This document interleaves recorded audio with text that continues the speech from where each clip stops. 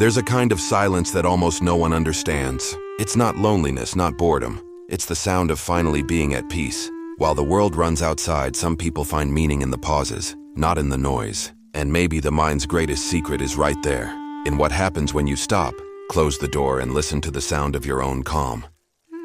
Have you noticed that the silence at home sounds different from anywhere else? It's not the same silence as an empty street or a hotel room. It's a silence full of presence, the sound of true rest, of the mind slowing down after pretending to be strong all day. For some, it's the only moment when the world seems to stop demanding something in return, and it's not a coincidence. Research shows our brain associates the home environment with a sense of safety. That's when stress levels plummet and the mind realigns. That's why staying home isn't laziness, it's recovery. It's where the body understands it can relax, and the soul understands it can exist without performance. But this calm, so simple and invisible, hides a much deeper origin, because no one is born seeking refuge in silence. Something taught us to value it, and that's where the real story begins. The reason so many people find peace only when they're alone. Home isn't just shelter, it's memory. And understanding that origin completely changes how we view those who prefer their own space. What if the need to be alone wasn't a choice, but a consequence? Many people who love silence today grew up amid noise, loud voices, pressure, comparisons, and expectations. They learned early that to be heard, they had to shout. And when they realized the world wouldn't turn down the volume, they decided to create their own silence. These people started building inner refuges in childhood, small mental worlds where they could be authentic without fear of judgment. While others chased attention, they chased peace. And that habit, repeated for years, became an instinct to protect their own mind from chaos. But what looks like mere behavior has deep roots in how the brain processes the world, because it's not just emotional, it's biological. Some minds literally feel too much, think too much, absorb too much. And that's where the psychology behind staying home comes in. The next step reveals why silence became a necessity, not just a preference. Did you know there's a kind of brain that literally feels the world more intensely? Psychologists call it high sensitivity, a trait present in about 20% of the population. These people don't just hear a sound, they feel it. They don't just see an image, they absorb it completely, as if the world were too loud for their body. For those born this way, everyday life is a minefield of stimuli. Lights, noises, crowds, conversations, everything arrives amplified. That's why home becomes a space for emotional regulation, where the mind finally slows down. It's there that the nervous system finds shelter, and the chaos of the world dissolves into silence. Staying home in this case isn't escape, it's survival, but there's something beyond biology, something subtler and invisible. Because when the body rests, the soul awakens, and in that instant emerges the true meaning of coming home. A place where the masks fall, and the real self finally appears. Have you noticed how almost everyone wears a different version of themselves outside the house? A trained smile, a controlled tone of voice, an automatic "I'm fine." It's the social mask, a disguise we use without realizing it, just to fit into the world. But behind that well-rehearsed role, there's a self tired of acting all the time. At home, that mask finally falls. The body relaxes, the face changes, the voice returns to its natural tone.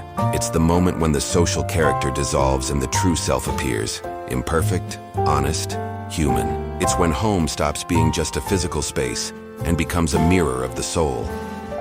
But the most curious thing is that this silent transformation has a power almost no one notices. Because it's precisely when we stop pretending that we begin to reconnect with what's real. And that's when silence stops being empty, to become the deepest link between body, mind, and who we truly are.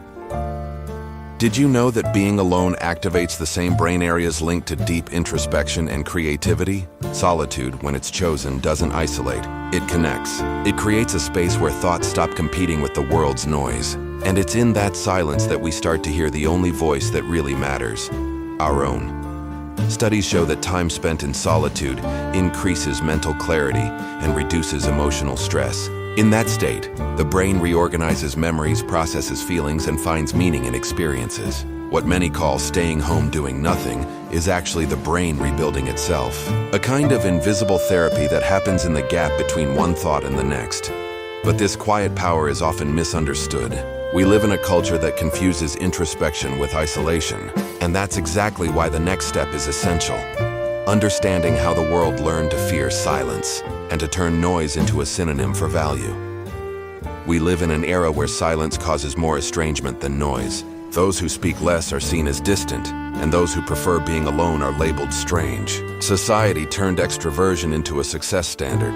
The more visible you are, the more valuable you seem. But no one notices the emotional cost of living under the spotlight all the time. This constant pressure to be present, produce, and share everything creates a kind of fatigue that doesn't show up in photos. It's the exhaustion of those who are always performing but rarely listening to themselves. While the world celebrates noise, few realize that silence is where the mind reorganizes itself, and those who learn to appreciate it develop an emotional strength the noise can never offer. But that strength is born in an unexpected place. It appears when the mind, free from external chaos, begins to create. Because silence isn't the end of movement, it's the beginning of something new. And that's where the creative power hidden inside solitude comes in. About 72% of great ideas are born in moments of silence, not in meetings, not in conversations. It's in the shower, on a solitary walk, or in the quiet of the night that the mind connects invisible dots. Far from distractions, the brain enters a creative state called the diffuse mode. And it's in that mode that solutions, insights, and revelations seem to come from nowhere.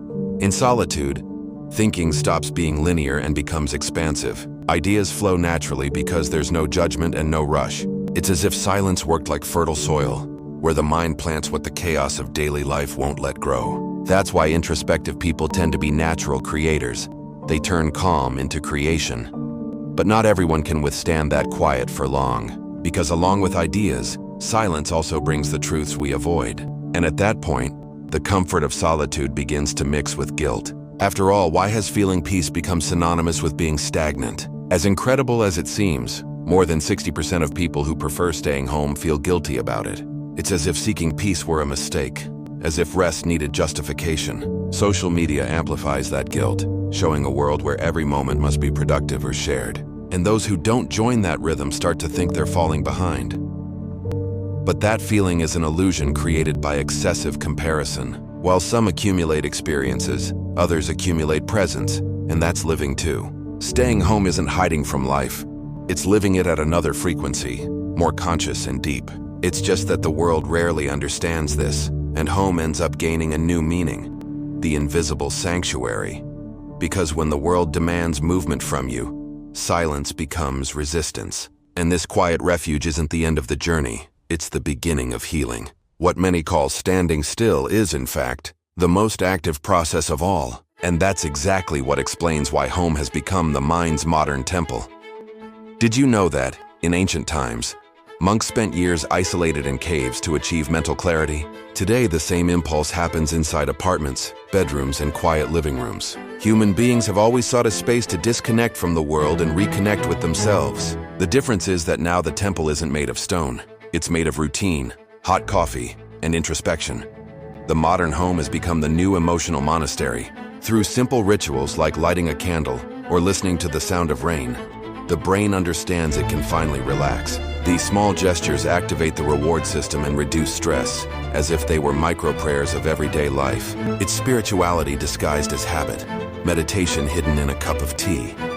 But what really happens inside this temple goes beyond the symbolic. Science explains what the body feels when it finds true safety, and that's when psychology steps in, to reveal what changes inside the mind when it can finally rest.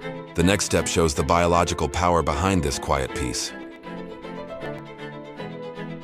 Did you know that simply being at home can reduce cortisol levels by up to 30%, the stress hormone? This happens because the body identifies home as a low-threat environment, where it doesn't need to defend or compete. The mind relaxes, the heart slows down, and for the first time in the day, the nervous system understands.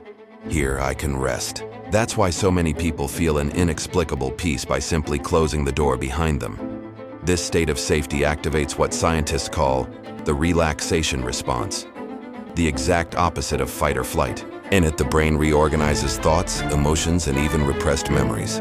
That's why sometimes you only cry when you get home. It's the body exhaling everything it held back all day. Silence isn't empty, it's healing in disguise. But not everyone understands this natural reaction. For many, Rest looks like weakness and introspection sounds like laziness. And that's where judgment is born against those who prefer their own space. The next step reveals how this misunderstanding shapes the way the world sees silence and those who choose it. Have you noticed how the world loves to opine about what it doesn't understand? Those who prefer silence are labeled antisocial, cold, or strange. But behind that judgment lies an irony. The people who talk most about living intensely often don't know what it really means to feel. Because the rush to be seen makes many people forget what it's like to see themselves. The truth is, those who seek silence aren't running from the world. They're learning to listen to themselves within it. These people have a deeper perception of their own emotions, and therefore don't waste energy on superficial connections. They understand that presence isn't quantity, it's quality. And that awareness completely changes how they relate to everything around them. But there's a detail that makes it even more fascinating. The environment we live in doesn't just reflect who we are, it reveals us. And the home, when observed closely, is the most faithful mirror of our mind. That's why, in the next step, we'll discover what someone's house says about what's going on inside them. Did you know that the way a person organizes their home reveals more about them than any conversation? Environmental psychologists say the space we live in works like a mirror of the mind. Every detail, the lighting, the colors, the arrangement of objects, expresses emotions and internal states. Mess can hide anxiety, while order conveys the search for control and balance. Home is, in practice, the emotional portrait of its owner. Some people build coziness with soft light and plants. Others create quiet refuges full of invisible meanings. Nothing there is by chance. Every corner tells a story the resident may not even realize. The house, deep down, is an autobiography written without words. But there's something even more curious behind this. When the environment reflects harmony, the mind begins to mirror the same state. And that's where the true power of creative solitude arises. After all, it's within this aesthetic silence that the deepest and most original ideas are born. Did you know that people who spend more time alone tend to be more creative and empathetic? Psychological studies show that intentional solitude stimulates the brain areas linked to imagination and self-reflection. It's as if silence opened inner doors that the world's noise keeps locked. And through those doors, ideas are born that would never exist amid the rush. In quiet, thought expands without limits. Without an audience, the brain thinks in its purest language. No filters, no masks, no fear of being wrong. That's how many artists, philosophers, and writers turned isolation into creative fuel. They proved that silence isn't empty, it's the cradle of brilliance. But this immersion also has a price. Because when the world's sound disappears, what remains is the sound of your own mind. And not everyone is prepared to face what it has to say. That's when solitude stops being peace and starts becoming a mirror. Have you noticed how silence can be frightening for some people? When the noise disappears, the thoughts they've been avoiding their whole lives show up. In that emptiness appear the doubts, memories, and truths that everyday noise hides. That's why so many prefer chaos. It distracts from what really needs to be felt. Solitude is a relentless mirror. It shows who we are when no one is watching. It reveals wounds, insecurities, and desires we usually hide even from ourselves. But those who have the courage to face that reflection discover something rare. A peace that doesn't depend on external circumstances. Because true healing begins when we stop running from our own silence. And that's exactly where emotional growth happens. When we learn to observe, not to repress. When we understand that feeling is also an act of strength. And this quiet self-knowledge paves the way for the next step. Emotional maturity. Did you know that the ability to be alone is one of the greatest signs of emotional maturity? People who feel comfortable in their own company have higher levels of self-confidence and inner stability. They don't need applause to validate who they are, nor noise to feel alive. They've learned that silence isn't loneliness, it's emotional self-sufficiency. When someone masters this art, they stop being guided by others' approval. Choices start coming from within, not from external expectations. These people become more authentic, calmer, and paradoxically, more connected to others. Because they don't seek in others what they've already found in themselves. Peace becomes a compass, not a reward. But what comes after this discovery is even more interesting. Because true wisdom isn't just knowing how to be alone, but choosing who's really worth sharing your silence with. And that's what differentiates solitude from discernment. Not all solitude is sadness. Sometimes it's just selection. Those who've learned to be fine on their own don't avoid people. They avoid superficiality. They value conversations with comfortable silence, relationships that don't demand performance. They're not fleeing the world. They just don't accept any kind of presence. Psychologists call this effective discernment, the ability to choose connections that nourish, not drain. While many confuse noise with belonging, the introspective seek bonds that bring lightness. They prefer one true moment to 1,000 empty encounters because they understand the value of emotional energy. That's why when they connect, they do it fully, as not halfway. But this balance between closeness and refuge is delicate, and sometimes isolation stops being a choice and becomes exhaustion. It's when silence, once sacred, turns into a survival need. And that's where the most human part of this story begins. Emotional fatigue.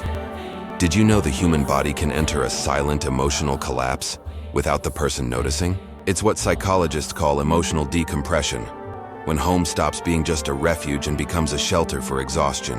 After days of faking balance, the body simply shuts down, seeking in silence what the world doesn't offer. Pause. It's not laziness. It's the organism begging for rest. This phenomenon explains why so many people get home and immediately want to lie down, cry, or simply do nothing.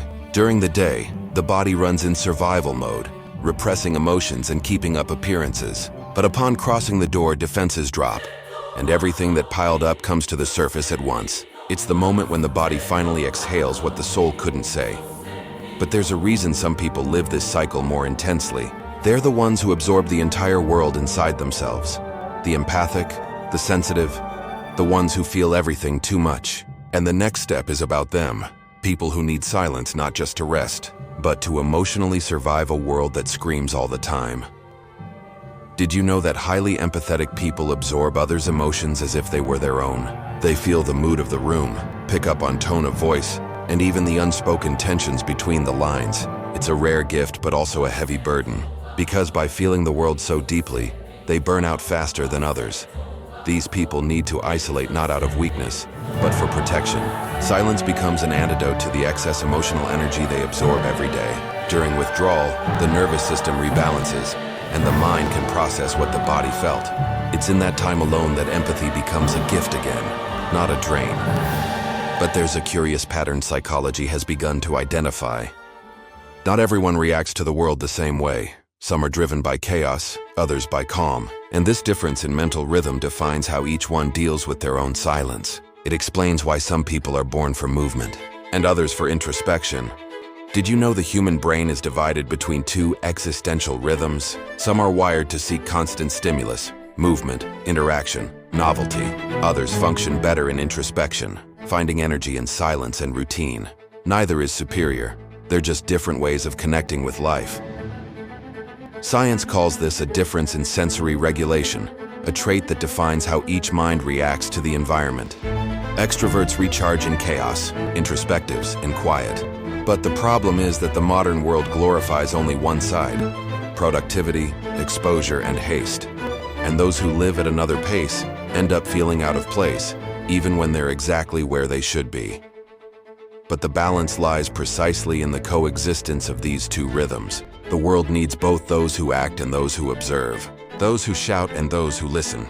And it's this silent listening that reveals the last secret, the true meaning of coming home. Have you noticed that coming home doesn't always mean crossing a door? Sometimes it's just the moment when you finally find yourself again. After so much molding yourself to the world, home stops being a physical place and becomes a state of mind.